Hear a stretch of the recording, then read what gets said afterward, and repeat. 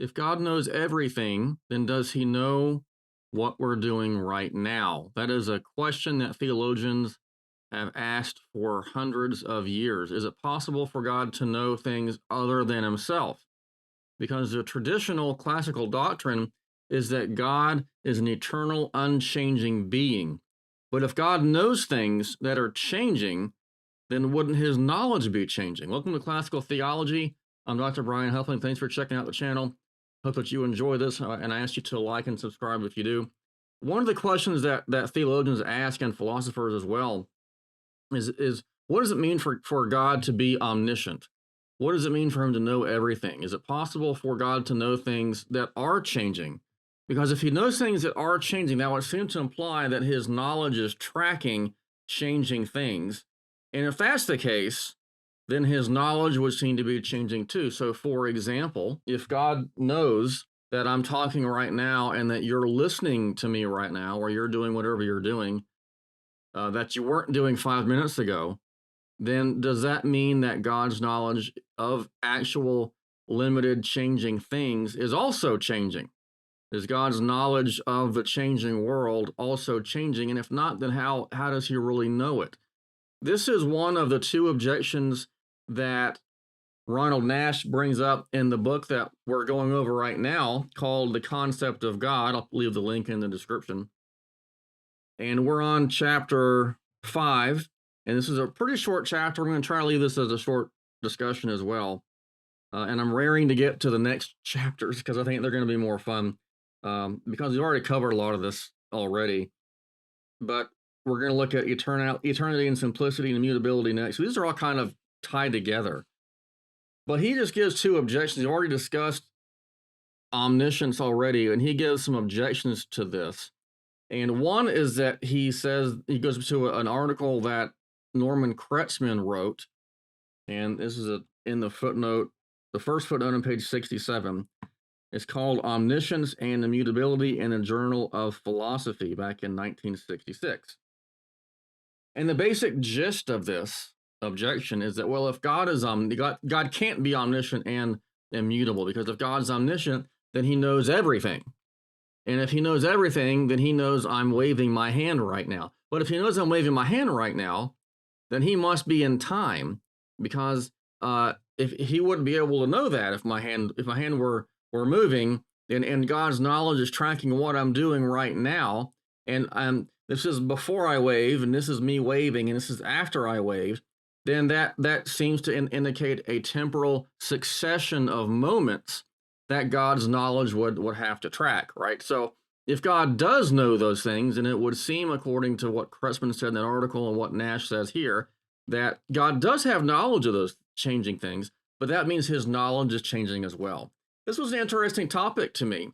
So in 2010 or 11, I think it was 2011, I decided to write my dissertation topic on just this issue. And because it talks about God's immutability, impassibility, where the idea is not affected, God's knowledge about creation, and the way I studied it brought in the doctrine of creation itself. And so what I really looked at was, how does God's impassibility relate to God's knowledge? I don't think Nash has a whole chapter on impassibility. It'll be part of immutability, I'm sure. We'll bring it in if it doesn't. And I looked mainly at a philosopher named Richard Creel in a book that he wrote called Divine Impassibility, an Essay in Philosophical Theology, and looked at his own view of impassibility and what that meant for God's knowledge. And it is an interesting question. So if God is eternal, that is not temporal, and if he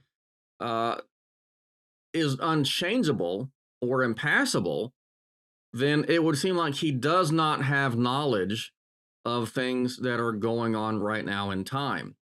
And if that's the case, then he's really not omniscient. Now, Nash goes over a lot of things that I'm just simply not going to go over. I'm not going over all this philosophy of language stuff and the propositions versus statements. That is a whole area in and of itself. It gets super complicated, super technical in about a microsecond. So I'm not going to worry about that. I don't really even know if it's well, if you define God's knowledge as knowledge of propositions, or if you take God to be in time, then this is relevant. But I think that there's the bottom line with this. Nash spends what looks like one, two, three, 4.5 pages on this objection, and I think it boils down to this. And it's interesting that Kretzmann says this in a later article that he wrote with Eleanor Stump. It's just called Eternity, and he says, or they say, this is talking about God's knowledge and immutability and his relationship to time. They say, including Kretzmann, the proof we have been criticizing may be said to succeed in showing the incoherence of the concept of an omniscient, immutable, temporal entity. So they're giving objections to God's knowledge in terms of him having all knowledge in time that's changing. They say that, well, that kind of argumentation might work if you're looking at a temporal entity. But they say that is not the concept of the perfect being that has been identified as God in Orthodox Christian theology, which takes God to be eternal. Nash is an open theist, meaning that he does not think that God is eternal. So for Nash, God is in time. So this objection that he's bringing up in this chapter, in chapter 5, is an objection to a temporal being, but it's not an objection to an eternal being. And that's the God of classical theism, of traditional Orthodox Christianity, even Orthodox Islam and Judaism, because they all are all classical theists in that overall tradition of if they think God is simple, immutable, eternal, and all that, impassible.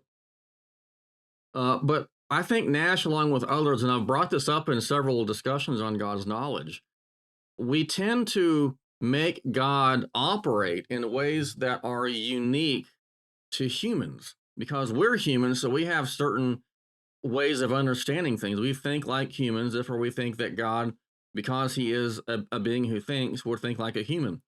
But if God's not human, then he's not a temporal changing being, then God's knowledge wouldn't be changing either. So if God is eternal, and Nash will go over eternity in the next chapter, I'm looking forward to that chapter, it's going to be a lot of fun.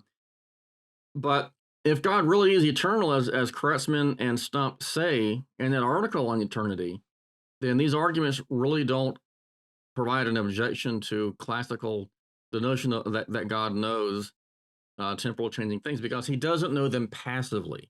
And this is the assumption I think that Nash makes, and that others that I've brought up make, is that to say that God knows something is to think that he knows it in a passive sort of experiential kind of way.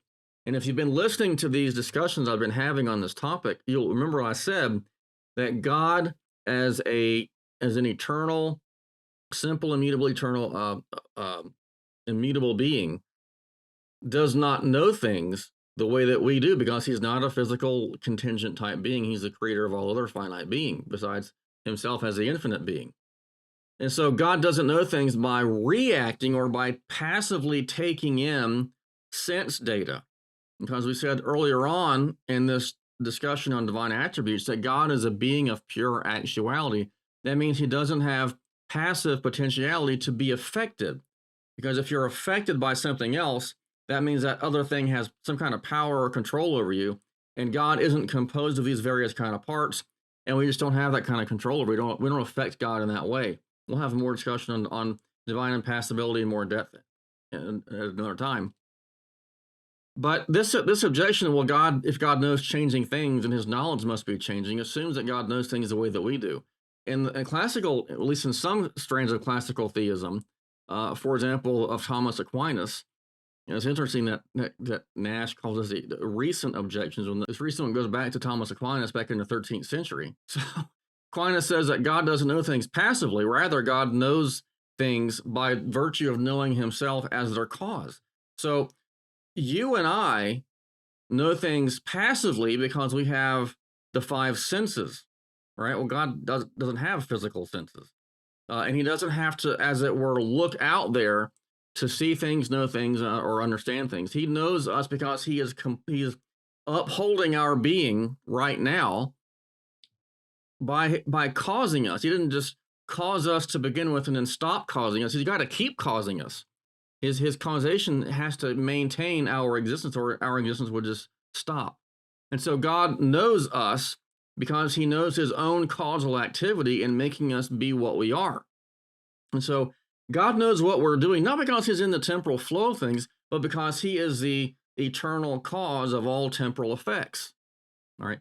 Now, the second objection that Nash brings up here in this chapter has to do with God, again, being said not to know not to be omniscient if he doesn't know things the way that we do. So I know, for example, what it means to be Brian Huffling, and you know what it's like to be you. The objection is that God doesn't know things the way that we do because God's not us. So, for example, God's not a horse, so God supposedly doesn't know what a horse feels or doesn't know how it is to be a tree or whatever else. So the objection goes either God doesn't know those things, in which case he's not omniscient, or he does know those things because he's identical to them all. But if he's identical to them all, then pantheism would follow. That means God is just everything. And that wouldn't be theism like in Christianity, that would be like pantheism. Again, the objection here is defeated by pointing out again that God doesn't know things through experience. So God knows what it's like for me to be me, but he doesn't have to be me to know that. He knows what it's like for me to be me because he's causing me. And he knows for me what it's like. God knows what it's like to be a horse because he's causing the horse. And he knows for the horse what it's like to be the horse. He doesn't have to be the horse, of course. Go to there. But again, this objection just simply maintains or takes the assumption of the presupposition that God knows things the way that people do or that things do. And if we take away that objection along with God being temporal, then this really is not an objection against divine omniscience at all. So I would argue that God does know all things that are actual and things that are possible because God could make them possible or could have made them be, and even if they were just possible. So these really aren't objections to divine omniscience. So next time we're going to look at chapter 6, which is on divine eternity, which is going to be a really fun chapter, and I hope you check it out with us. We'll see you then.